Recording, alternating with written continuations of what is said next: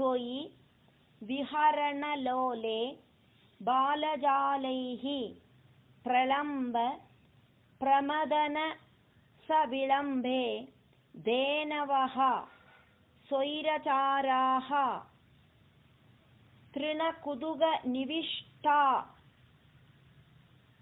तृणकुदुगनिविष्टाः दूरदूरं चरन्त्यः किम् अभि विपिनम् ऐशिक आख्यम् किमपि विपिनमैशिकाख्यम् ईशां बभूवुः विपिनम् ऐशिक आख्यम् ईशां बभूवुः विपिनमैशिकाख्यमीशां बभूवुः त्वयि विहरणलोले बालजालै प्रलम्भ प्रमदनसविलम्बे धेनवासैरचारा तृणकुदुगनिविष्टा दूरदूरं चरन्त्या किमपि विपिनमैशिकाख्यमीशां बभूवुः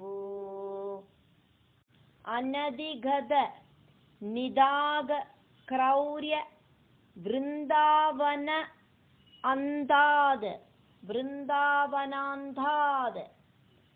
बहिः इदम् उपायताः बहिरिदमुपायाता काननं धेनवः ताः तव विरहविषण्णाः ऊष्मळ ग्रीष्मताप प्रसर विसरद अम्बस्य आकुलाः प्रसर विसरदम्बस्याकुलाः स्तम्भमाबुः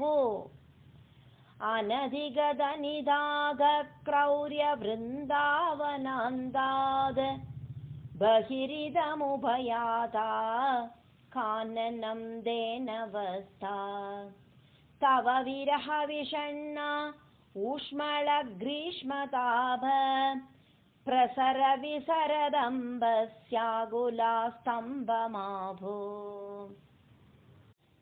तदनु सहायैः दूरम् अन्विष्य शौरे सहायैर्दूरमन्विष्य शौरे गलिद सरणि मुञ्चा आरण्य संजातखेदम् गलिदसरणि मुञ्चारण्य संजातखेदम् पशुकुलम् अभिवीक्ष्य क्षिप्रम् आनेतुम् आराद पशुकुलमभिवीक्ष्य क्षिप्रमानेतुमाराद त्वयि गतवति हि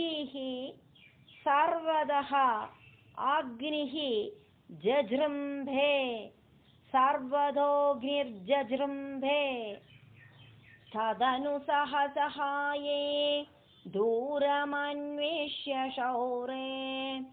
गलिदसरणिमुञ्चारण्य संजातखेदम् पशुकुलमभिवीक्ष्य क्षिप्रमानेतुमारात् त्वयि गतवतिः सर्वतोऽग्निर्जजृम्भे सकलहरिदीप्ते घोरबाङ्गारभीमे शिखिनि विहित मार्गाः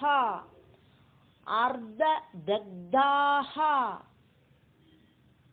इव आर्ताः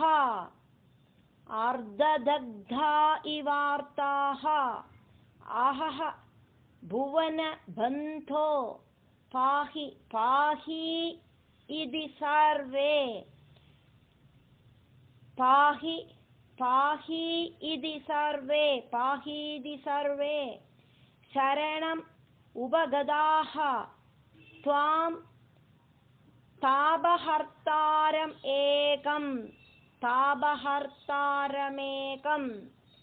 सकलहरिदिदीप्ते घोरभाङ्कारभीमे शिगिनिविहितमार्ग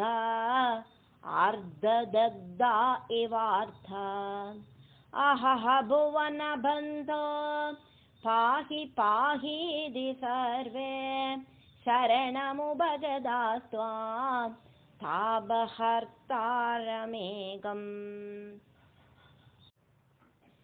अलम्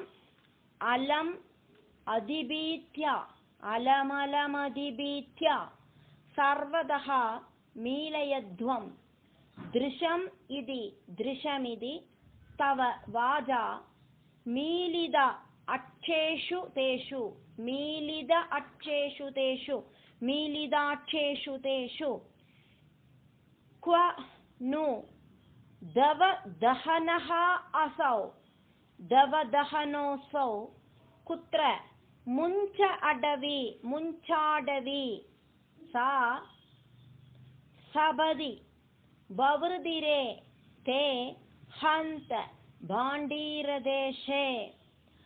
अलमलमधिभीत्या सर्वतो मीलयध्वं दृशमिति तव वाचा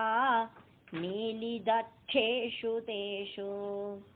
कोनु दवदहनोऽसौ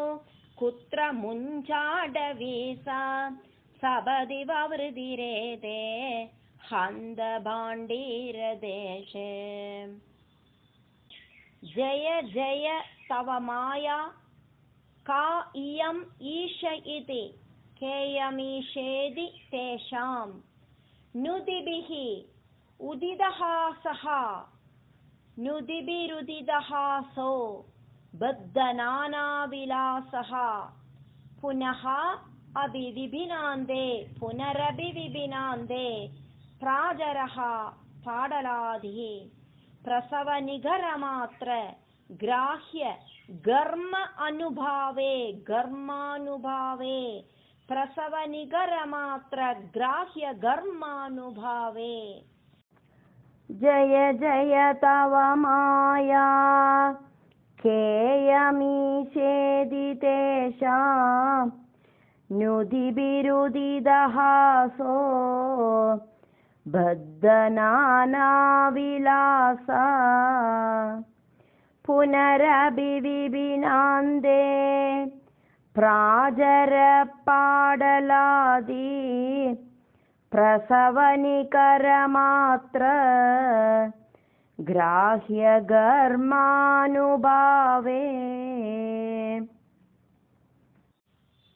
त्वयि विमुगम् इव उच्चैः तापभारं विमुगमिवोच्चैस्तापभारं वहन्तं तव भजनवद् अन्तः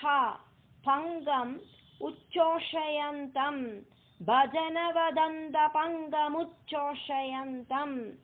तव भुजवद् उदञ्जद् भूरितेजप्रवाहं भुजवदुदञ्जद्भूरितेजप्रवाहं तव समयम् अनैषीः यामुनेषु स्थलेषु तव समयमनैषीर्यामुनेषु स्थलेषु त्वयि विमुगमिवोच्चैस्तापभारं वहन्तं तव भजनवदन्तपङ्गमुच्चोषयन्तं तव भुजवदुदञ्जद्भूरितेजप्रवाहं तव समयमनैषीर्यामुनेषु स्थलेषु तदनु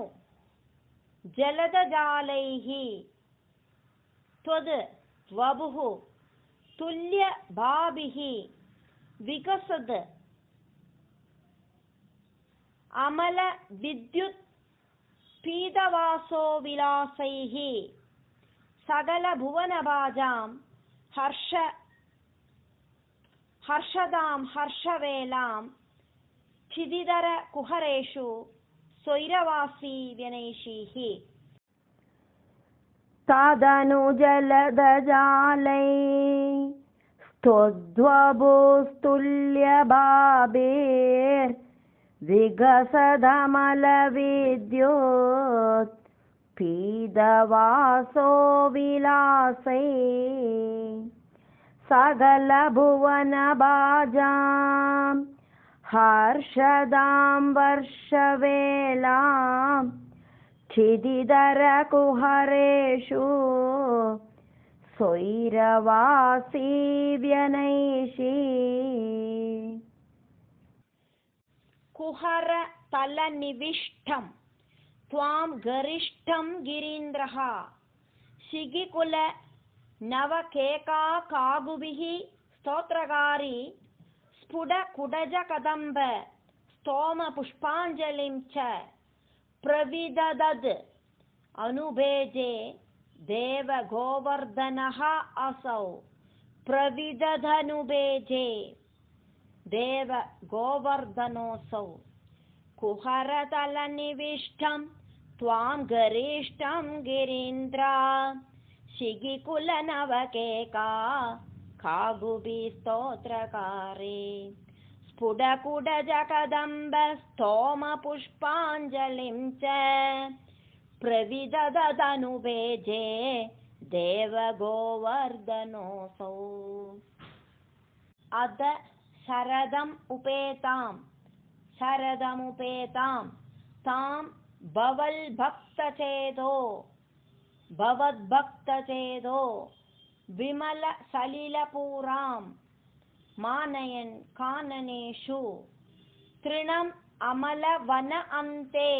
तृणममलवनान्ते